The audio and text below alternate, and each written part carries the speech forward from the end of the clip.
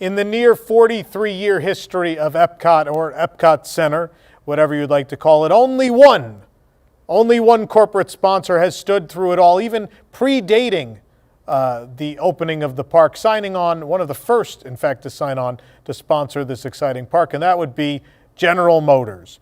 And through that time, General Motors began at Epcot Center sponsoring the World of Motion Pavilion, which featured at its core a dark ride Omnimover style attraction, as many Epcot pavilions did, teaching about the history of man and transportation. As time went on and the park evolved, they decided it was time to introduce thrill to Epcot, and that's when they came up with GM Test Track, the first real thrill attraction at Epcot, unless you really want to count Maelstrom and Body Wars. But either way, Test Track came into our lives in 1998-99, and Epcot has really never been the same since then. It introduced those more intense thrill rides to the park, and they've become an integral part of the park. In fact, so much so that one half of what we used to call Future World is this style of attraction for older, more mature audiences.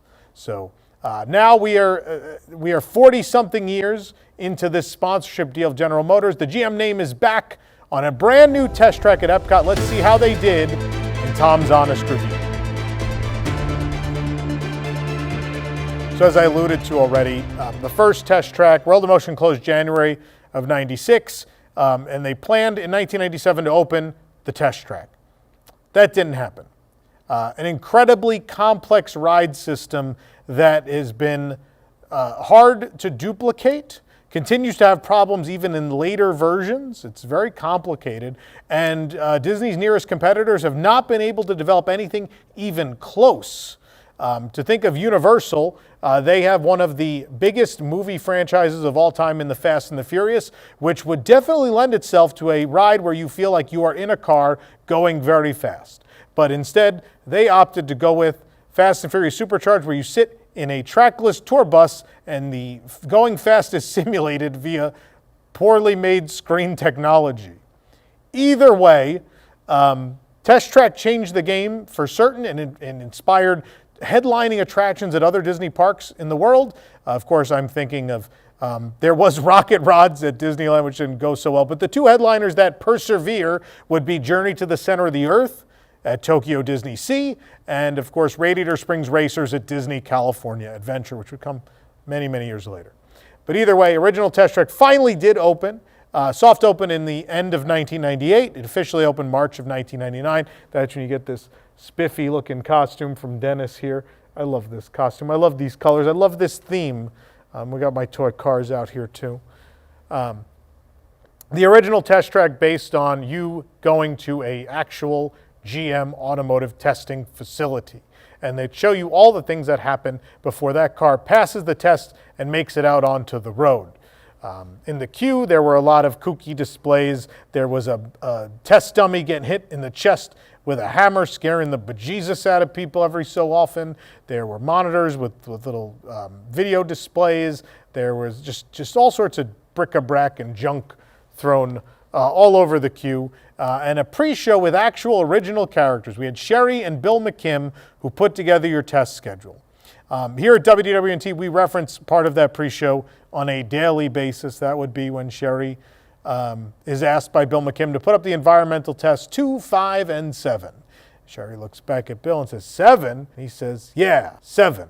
We've been doing that here for a long time, since the beginning of WDWNT in 2007. In fact, our dining reviews are on a scale of 1 to 7 because of original Test Track. And it makes people very angry for no reason, because a number scale, it could be anything. You could be able to figure out higher is better, lower is bad. It doesn't really matter. Anyway, the original Test Track exists until 2012. It closes. This is after the restructuring, the bailout of the automotive industry, and GM is refocusing particularly on marketing the Chevrolet brand. And so a brand new Test Track presented by Chevrolet is introduced in late 2012. In this version of the ride, we have done away with you're visiting a testing facility. You are using a sim car to design the car of your dreams. So the design studios that are interactive. We're at the introduction of Magic Band just around the introduction of Magic Band technology at this time. So guests can make a car, they tap, they take it with them to the load, and at the load area, they tap the band and take their car with them and see how the car does out on the test track. Pretty much same attraction, totally different theme and concept, but divisive, I would say. I think when it first debuted, people were real keen on it, and I think a lot of that projection technology, a lot of the lighting technology, and just the having to wait through the car design experience if you've done it several times before, for most guests, became tedious. And so as time wore on, I find that there was not a lot of love for Test Track 2.0. It certainly had its merits, but really, people yearned for 1.0, or at the very least yearned for the car design process to be taken away because it wasn't working out. Like I said, it really felt like it slowed the queue process. And beyond that, as is always a problem at Walt Disney World, maintenance. And maintenance was a big issue in that it would be so frustrating to spend all that time working on your car and then get on the ride, and then half the time it wouldn't even populate the board. You wouldn't even know how you were doing. So in the end, it didn't really work out. And I think also there was no payoff in the end. I think if to culminate the experience, there should have been some sort of product produced where people could take home their car. I always thought that was weird, that you design and build a car, you take it on the track, and then, Disney, not wanting to miss a merchandising opportunity, somehow missed that opportunity to sell all the pieces that you could pick in the ride and then have you assemble your car at the end. And what's really weird about that is that in this era, in 2012, this is the Ride Makers era. When Disney had to deal with them, they literally had Ride Makers toy kiosks in their Disney store locations. They were talking about putting one into Cars Land, and then that didn't happen. But you could build your own toy Cars character, but certainly Ride Makers also had their own line of non-IP Cars product that they sold, and they did at the Downtown Disney District at Disneyland. I think they were at what is now Disney Springs. They were there for a minute in what was the abandoned Virgin Megastore for a while. But either way, neither here nor there. 2.0 lived out its life until 2024, and then that closed to make way for an all-new test track, which they said 17 times, I'm estimating, would be inspired by World of Motion. And now 3.0 is upon us. It's now open to the public. Did it, in fact, echo the original attraction of this pavilion? How does it stack up against the others? Let's talk about it. And we begin outside with a very, very positive thing, the death of the Canopy. I'm going to leave that car honking outside in because it's thematic to our review. So we'll just leave it in. Knocked my pen over. Anyway, the entrance is a big positive. They tore down that big, ugly canopy. For those that don't know the story of the canopy, that was added for original test track. Under the canopy acted as a preview center, pretty much, in the lead up. So you could go underneath that canopy. There'd be cast members already in this spiffy orange shirt to tell you all about the ride that was on the way. There were little videos you could watch to get you excited for test track. And I never forget the big banner at the top said, "Coming spring 1997, coming fall 1997, coming soon," when they finally gave up on predicting a date. But it cannot be stressed how much anticipation there was for original test track, because it took what then for Disney was forever. 15 months to change things in that building is back in that era what we would have expected. And that didn't happen. And so I remember as a kid being like, is this thing ever going to open? It felt like most of my childhood that building was closed, when it in fact was only 2.5 years, almost 3, closer to 3 years. Now that's pretty normal. In fact, this refurbishment took over a year. But I'm happy to say they made some major changes, so I understand that. It took a while, and things just take more time now. It's just how it is. But outside, the canopy, the big old canopy is gone, allowing you to finally see this beautiful building again. The architecture of Future World is very special. These buildings are certainly from the 80s, but there's a magic to the architecture up in the front of the park. From Spaceship Earth to the Universe Energy building, Horizons looking kind of like a spaceship, even Mission Space. There's, as much as I don't like that attraction, most people don't. It's a cool facade when it's repaired. It's a really cool facade. The Pyramids of Imagination, the volcanic looking structure for the land, the flowing facade of the living seas. And for the Motion Pavilion, a big giant, circular, shiny building it made sense. It looked cool. It's nice to see that canopy down. You could really appreciate what the building looks like, those windows on the very front. And they put a new small canopy underneath, which is nothing special, but necessary to keep cast members and guests comfortable, especially in those hot summer months. The queue will spill out here pretty commonly, but not typically. You don't wait out here for that long. But it's nice that the cast members have a covered space to, answer questions or get people scanned in for lightning lane or get those single riders down into their queue. So kudos on that. The sign is perfectly fine. It is in ways an homage to World of Motion. The colors of the sign definitely evoke that. Some of the text styling looks similar too. And they restored the circular shape of the planter, which is what was outside of World of Motion. The design language is really singing out here. Then we go inside into the queue. The queue has gone through a radical transformation. They've blown out a lot of that front room again.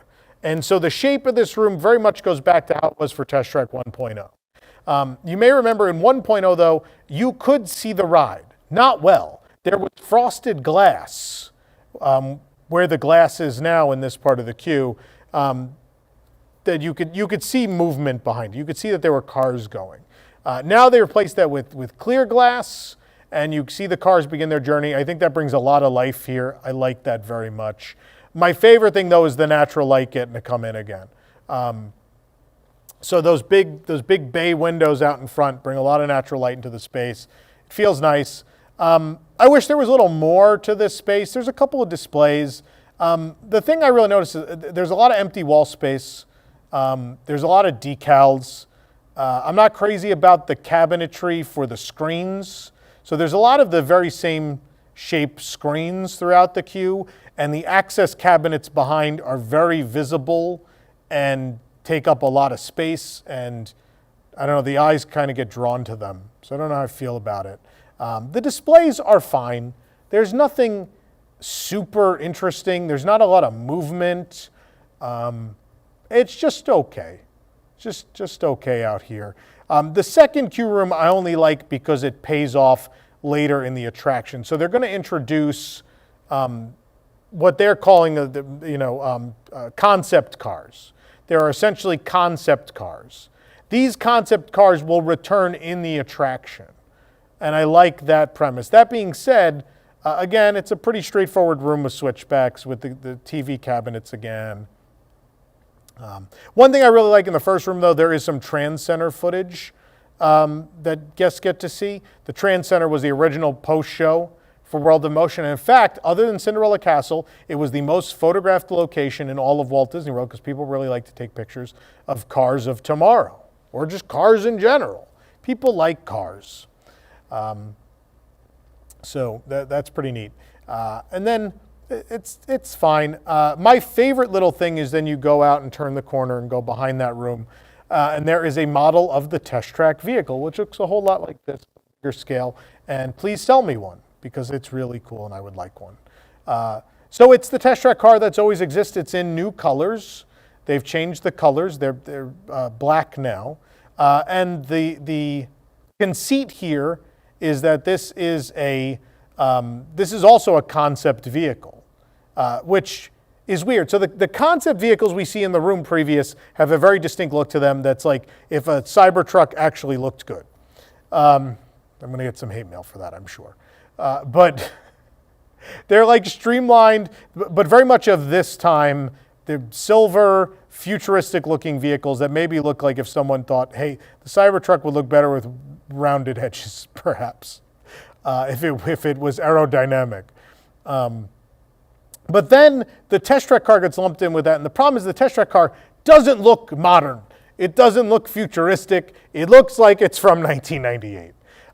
When we saw the concept art for this attraction, the car looked updated. It had a really sleek front. There was a light, like a light strip on it, and that would have worked really well. I assume the budget ran out and there wasn't money to do this. And in some cases, in the case of an attraction with a sponsor, which is not something we get ever anymore, this is like the only time I'm ever going to get to mention this again, probably. in the rest of my career. You have to blame the sponsor at that point because it's really the sponsor's call and it's the sponsor's money. So it's a shame that GM didn't let that happen because I think that would have went a long way. Not saying you had to replace the cars in full, but some slight changes to the body would have made a big difference in making this ride feel more futuristic because you go to great lengths throughout the rest of 3.0 to do so, but then it's weird that the vehicle, the thing you ride in the focal point of the ride, falls short of that vision. I find that odd. Also in the car, I hate that they just covered the screens with little plastic panels that almost don't match the rest of the console. They're off in color a little bit. That bothered me. I'm nitpicky. That's why these are long. That's why we're Disney fans, because Walt Disney and those early Imagineers taught us that every detail matters. And so I'm going to sit here and discuss every detail with you. Anyway, so we progress past that to the load area, mostly unchanged, some different decor. Nothing terribly exciting here. And we begin our journey on the new test track. We have characters again. We have personality. One of my biggest problems with Test Track 2.0 was it lacked character, and it lacked characters, in fact. It didn't have a heart and soul because there was nothing to associate. It felt soulless because you're just kind of alone in this experience with a robot voice occasionally coming in and saying what's going on. And I think very clearly they felt the same way, the Imagineers that worked on this. And so it's a man in his car is the way I'll put it. There is a male narrator and he is interacting with the car you are in, which is speaking to him because it's a smart car. We live in 2025 and cars kind of think now. And that's going to come back into the attraction several times as we progress through. They gave them both a bit of personality. There's a back and forth. It's cutesy. The writing could have been a little stronger, but overall I'm just happy that there's some personality to the ride. The only scene I really have a problem with in the entire ride is this first, the lift hallway, if you will, the upward climb. What is going on in here? So it wasn't great in 2.0 either, but it was certainly better. There's just some very antiquated lighting technology shown onto two very generic walls. And I don't know if it's just not to distract as they introduce the hosts of the attraction, but it's pretty blah. I was real worried. This scene, which I wasn't blown by, and this I was like, oh no, what have they? Thankfully, it gets considerably better from this point on. Once you go through the lighted arch and we start to come down. One thing I want to say is the music is good. It's not great, it's good. It feels like the Epcot of today. It feels like that optimistic future. It fits the vibe well. It's not incredibly memorable, but it fits the bill. And so I'm okay with it. But the next scene is how a car sees the world. And so it shows how you see the world. You see a physical building, and you could see through the windows of it, and it changes viewpoint as you come down the hill. It's very, very well done. And then that wipes away, and you see how the car sees the world, the dots and lines as the car reads the surroundings, the buildings and other vehicles. This is a fantastic effect. It is a wow moment. And I love it. How do you not love it? What I really love about this is even in 2.0, it's still, 2.0 felt like a very light overlay at times, and especially these tests after the up and down on the hill, these tests where it was without the ABS brakes and then with the ABS brakes, it kind of just felt like a light overlay for 2. I like how we repurposed these scenes completely for this version. They tell an entirely different story. I love that also we sealed them away from the rest of the ride. They finally feel like separate rooms from the rest of the attraction, which in the previous, you could see one from the other, especially Old Test Track. Not that it was wrong in Old Test Track. It's supposed to be just an automotive testing ground. It's not supposed to be particularly pretty. And it's okay to see through to other sections in that version. 2.0, I was like, oh, okay. And then now I'm very happy with the separation of scenes. And this scene is very impressive. I love when that car The impending collision is sensed, and you have the exclamation point, the car zooms out, and that's super cool. It's very well done. And then with ABS brakes scene, they've used to tell you about the idea of an inductive charging road, which again, it's a cool thing, and the lighting goes along with you down the road. They pulled it off nicely. Then you enter what I would call a home of tomorrow, which very fittingly has the address of 10182, which would be October 1st, 1982, when Epcot Center opened. And inside you get to customize, well, you don't personally do it, but the idea is someday you may be able to customize your vehicle at home, on a screen. And you could decide what your car is going to be and what you're going to drive out onto the road that day. A really, really neat Easter egg in this part is a 3D printed model of, from World of Motion, the sea serpent scene. He's on my shirt here somewhere. There he is. I love him. He's in the attraction. It's a nice homage. Make sure you look for it on the right side. And then you see in Test Track 2.0 it was sort of elevated, and you would see the aerodynamic. How efficient your car was, and you'd see that blast of air going over the front hood, and you could interact with it a little bit.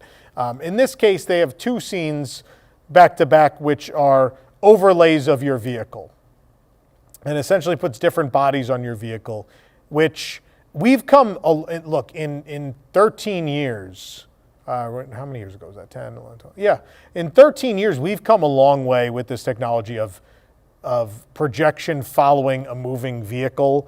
It's pretty well done. It worked seamlessly. It's fun. I think it feels fresh. And there's a cool, one of them seems like an homage to Test Track 1.0. They put a yellow and silver body on the car. And I was like, oh, it feels like it's a nod to the old color scheme. I like that. But they're cool scenes. It works well. And then we get out to the open road, and we get another World of Motion reference where they say, it's fun to be free, and a little bit of the It's Fun to Be Free song plays for a moment before being taken over by that new Test Track theme instrumental that's been created for this version. What I really like about this Test Track is it feels like a Disney attraction. I think 2.0 felt like a technology test. It felt like we were still in the infancy of projection mapping and some of that technology, and it felt like it was a proving ground for that. And in this case now we've focused more on building out scenery, and so on the open road segment we have actual trees and scenery, and it's I love that there's a practical sunset. That makes me so happy that there is just a physical backdrop of a beautiful sunset in the background of this scene. It just feels like old Disney. That put a smile on my face. Otherwise, this scene is the same as it was before, the serpentine up the hill and into the tunnel. And in the tunnel, they replaced the old truck. Now there's a futuristic truck of tomorrow. What I need to know, Imagineers, is Lyndon B. Johnson still in the truck? Did he make it into the new truck, or was he thrown away? For those that don't know, there was a fun Easter egg in Test Track 1 and 2. With Lyndon B. Johnson, a cutout of him, I think, or it was a mannequin, in the seat of the truck. I don't know that he made it. I don't know that he's there anymore. He might have not. But you do that classic Test Track moment of just dodging the truck barely. For those that don't know, when it first opened, those soft openings, I got to see it once in my life at least, when the car would veer out of the way of the truck. There was a spark effect that went off on the railing next to you. I will never forget that. That was pretty cool. Either way, it works now. And now we're in the future. We've arrived in the future. There are some audio Easter eggs here. The "We Keep Moving Forward" line, referencing Walt Disney, and his quote, which is also in Walt Disney, A Magical Life. You can watch that honest review right here on the channel. Please do so. Then the man says, it brings up "Beyond the Horizon," which I feel like is a little nod to Horizons, which is no longer with us. But this optimistic view of the future is something that the world is lacking today, and it feels very Epcot. Almost every Epcot attraction of my childhood ended with, a view into the future. Horizons was purely a look at what man thought the future would be, and then what the future could be according to us in 1983. But World of Motion had a City of the Future ending. Spaceship Earth had the future of communication. There was a lot of seeing what the world could be down the road in old Epcot. And it's heartwarming to see it hinted at again in an attraction, but we're about to go out onto the road. There's this cool lighting effect, like there's high-speed futuristic traffic going by above a window, above a futuristic car that's physically on the ground there. And then when we make the turn to go to the outdoor portion of the ride, there is this mega giant projection bubble, if you will, which reminds me so much of the end of Delta Dream Flight at Magic Kingdom, where there was, at the end of Dream Flight, you had the big speed tunnel, which is still there in Buzz Lightyear, but then you had a CGI City of the Future, which is very rudimentary compared to what you see today, but similar vibes for sure. But this very cool representation of what a future city and what future traffic can look like. And then you blast through the doors when they work. They're missing still. We had a collision, which is meant to happen, by the way. The way the ride was designed, they made the doors so they pull away at the last possible moment, but there was always a possibility they wouldn't make it. So the doors, I believe they're foam. There's something that will break away and not harm anybody. And so during cast previews that happened, and I guess they didn't have a second set of doors ready yet. And so right now there's no doors, but typically the doors will pop open and we'll hit the road, reaching up to 65 miles an hour in the outside part. I really love that there's music in this part. This part has always just been, correct me if I'm wrong here, folks, and I apologize if this hurts the microphone or your ears, but the outdoor portion of Test Track just used to sound like like that. That was Test Track. I like that there's music accompanying it now. It adds something to it. It feels right. As soon as we went outside and the music kept playing, I was like, oh, I like this. This is pleasant.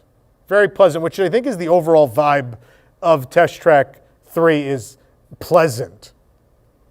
The one thing that bothers me, this is not a mistake in Imagineer made. It's not bad that they did it, but it hurts my heart.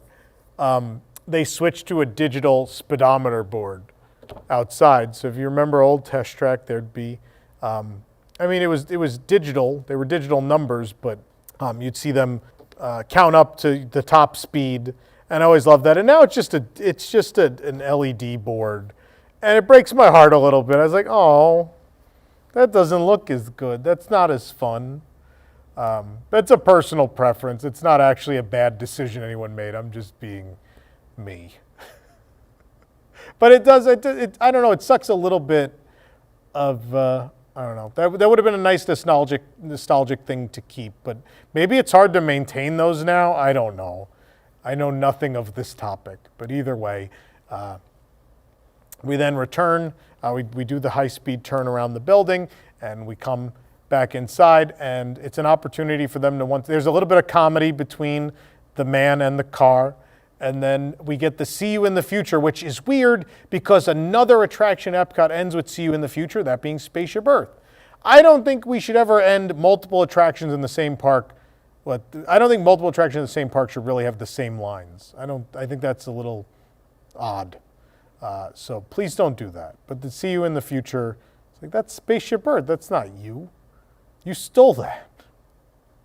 Another homage to old Epcot that I really like is that there's an exit mural. Now, when I was a lad, when I was a little bitty boy, the murals were hand painted, and there was a magic to that.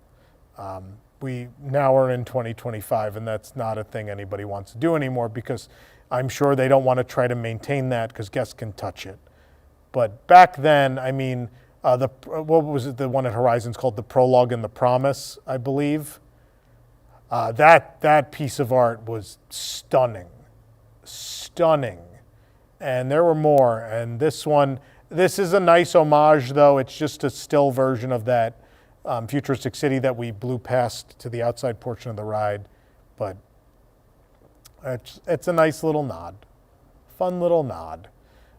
The post-show, what I thought was funny is how much the ride talked about, like, oh, we'll have induction charging lanes, and the cars will be environment. And there's a whole section of the queue about environmental friendliness.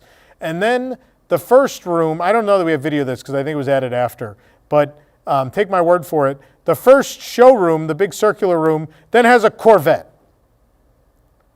Because when I think of eco-friendly motor vehicles, I certainly think of the Corvette. It's a little weird. The showroom, I think, is a big improvement. It feels more open. I don't know that it is, but something about the way they laid it out feels more open. It feels bigger because now the main path works all the way out around the left side, so you do this big curve. Obviously, if you're you or me and you go all the time, you'll know better and you'll just cut through this way, but there's a big curve that goes out around the room, and it feels like a big open space. It's a car showroom. There's nothing to go on and on about. There probably was more show to the last version, and we lost the interactive things that were out on this end of the post-show. That's all gone, and I don't know that I care. Look, the post-show and the queue, I would dare say, are a downgrade. I would dare say that. But the ride itself is so much better and so much more Disney than the previous version that I can't even be upset. Like I said before about lighthearted, Test Track used to feel like, oh man, this is going to be super thrilling and oh, it's going to be crazy. And that's honestly, like in 1998, I guess it was. But as time went on and as we pushed the envelope further, Test Track's not that big of a thrill ride. Like, it's not something crazy. Like, you go 65 miles an hour in a car on a bank turn. Like, it's a thrill, but is it like it certainly doesn't match the thrill of Guardians or Mission Space. I mean, Mission Space is the most intense thrill ride I've ever been on, period. And Guardians is, for a lot of people, it's a lot. And Test Track's kind of the family friendly of the three.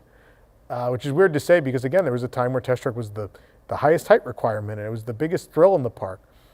And I think time has passed it by to the point where I think it's good to reinvent it as more of an Epcot attraction, to make it more of a optimistic view of what the future could be in respect of what Epcot used to be, but also what makes it fit new Epcot, I think, is they talk about the magic of possibility. And so with Guardians, look, there's a lot of imaginary in Guardians. There's a lot of things that aren't real. Other than the Big Bang, there's a lot of made-up junk that doesn't teach anyone anything.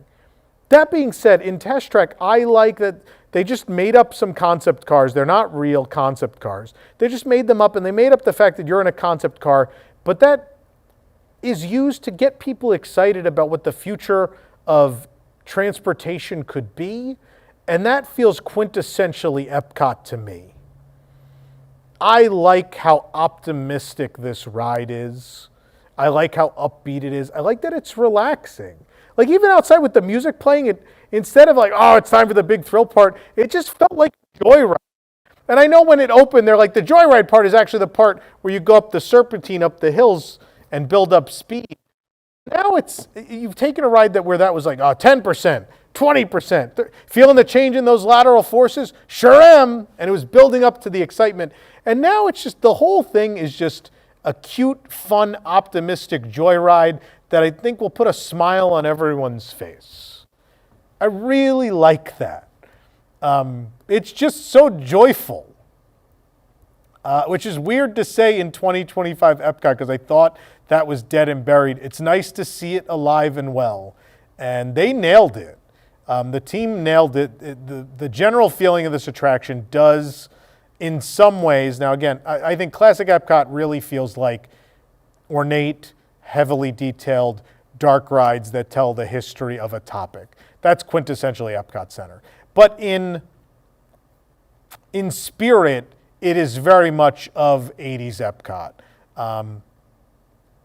I think it's not necessary, it's educational to an extent, but I think what's most powerful about it is it may get younger guests excited about the prospect of what cars could be in the future.